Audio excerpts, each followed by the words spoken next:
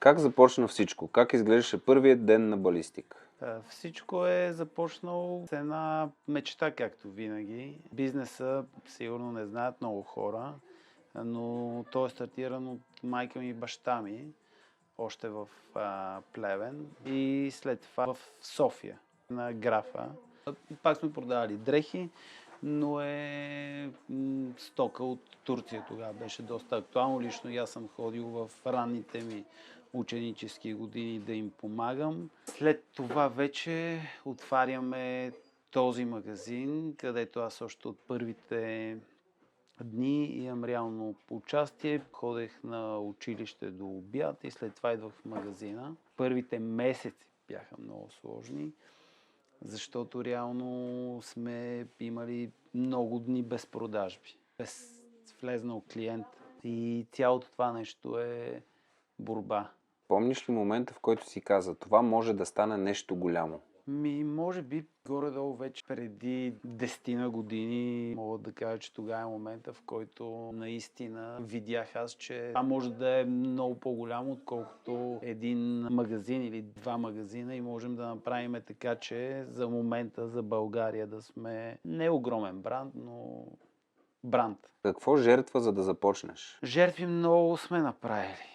Майка ми и баща ми, излизането от зоната на комфорт, от Плевен, за да дойдат в София. Аз за себе си съм жертвал, за което не съжалявам определено. Ако в годините ми, когато момчета на моите години масово ходиха по заведения, кафета или мислиха за съвсем други неща, аз съм бил всекидневно тук. Почивка при мен е нямало, нали. Месеци всеки ден. Единствено лятото, 7 дена на море, къде тогава бях такива години, че 7-те дена уж почивка, после ми трябваше 2 седмици много почивка. Направил съм много жертви, но при всички положения сега мога да кажа, че абсолютно всичко си е заслужавал. Кой беше най-трудният период в тези 20 години? Много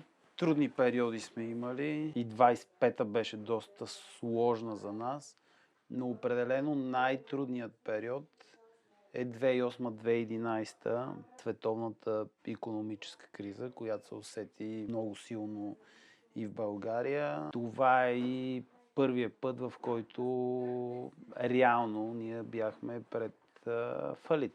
Няма да забравя думите на баща ми, който каза, че ако и тази година не излеземе на печалба, защото реално 2008, 2009, 2010 сме работили да плащаме заплатите на екипа на края на годината. Приключваме и всеки поема по своя път. 2011 беше периода, в който аз поех така по-отговорна роля вече в Софийския магазин и икономическата обстановка тогава, която почна да се нормализира, ни извади от дупката. Имало ли момент, в който си бил на ръба да се откажеш и какво те е спряло?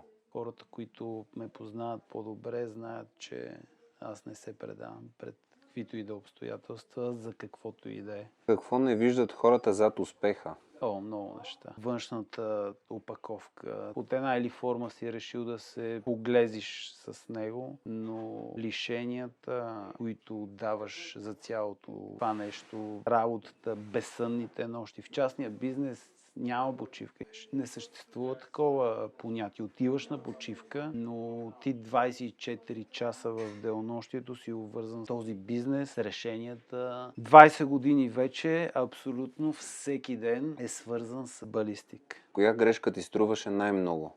Грешки съм допускал много. Единственият човек, който не греши, е този, който не прави нищо. Най-голямата грешка, обаче преди 2 години се опитах да се дръпна. Може би избора на хората, на които се доверих тогава, не беше правилният.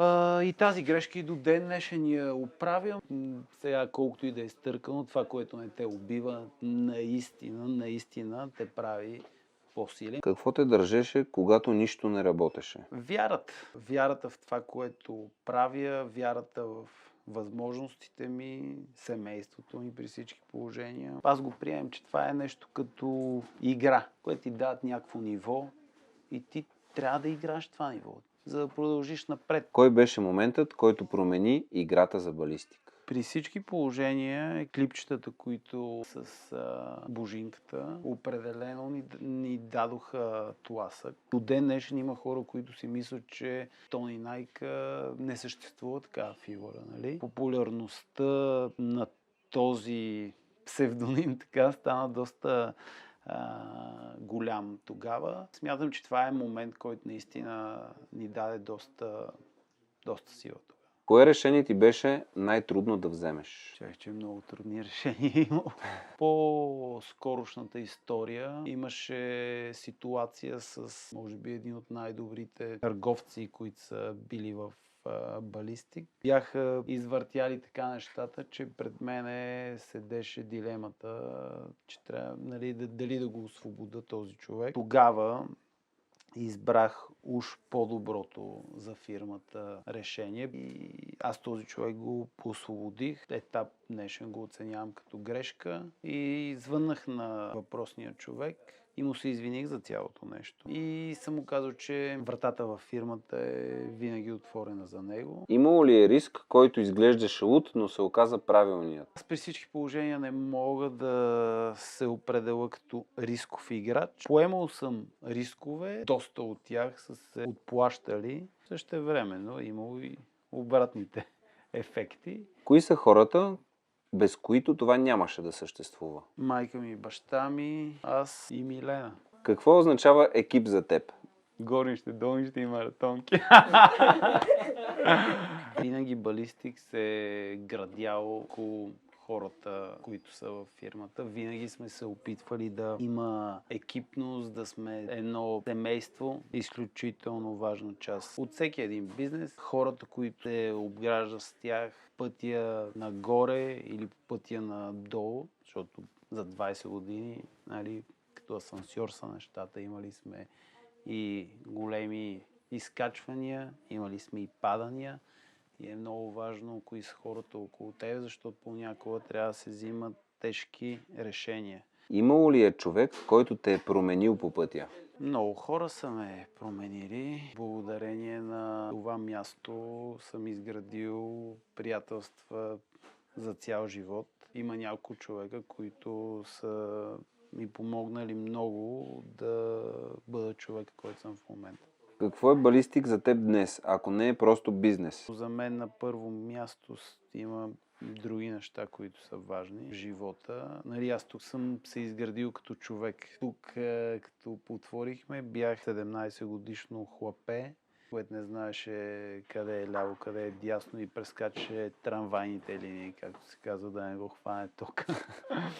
Тук се превърнах в мъж. За мен на първо място е семейството, на второ са приятелите, а на трето е бизнес. Парите никога не седат на първо място при мен. Най-важни са отношения. И партньорите ни го знаят, и екипа ми го знае.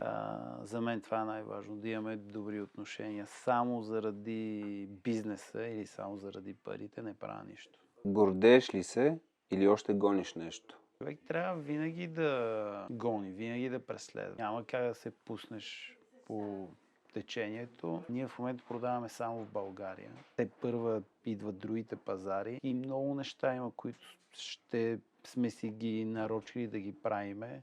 Те първа почва. Какво означават тези 20 години за теб лично? 20 години борба, лишения, предателства, удовлетворение на много позитивни емоции. Винаги съм казал, че позитивното надделява. Кое те кара да продължаваш? Има много какво ще да свършим. Има много още какво да покажем. Как искаш хората да помнят балистик? За нас като бранд е много важно хората да ни запомнят, че ние тях не ги приемаме просто като цифра.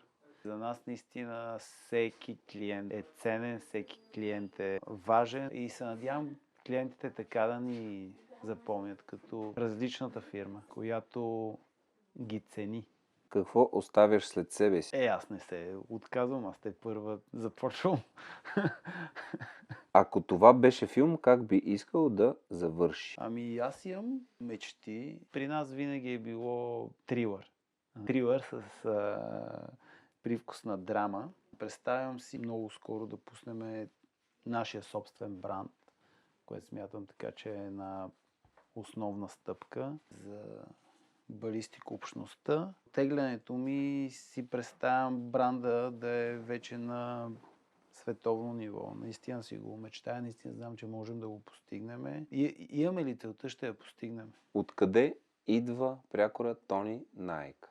Известността на прякора знаеме всички откъде идва, но иначе прякора е измислен от човек, който е много специален за мене. Генчо, който в годините се превърна в мой духовен баща, така да го наречеме. Този човек и до ден днешен постоянно ме потиква към това да бъда по-добрата версия на себе си. Реално, може би преди 15-16 години и до ден днешен той ми каза малкия Найк. Прякора ми тръгна от него. Малкия Найк. След това не беше много сложно. София не е чак толкова голяма. Найка. Откъде идва идеята за името на бранда Балистик? Майка ми е тази, която е измислила бранда. Тук историята е интересно определено, защото в Плевен магазините им се казваха Happy Sport.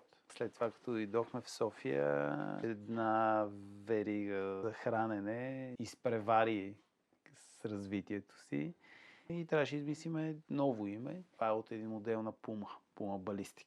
Какво би казал на хората, които са били част от общността на Балистик през тези 20 години? Да са живи и здрави.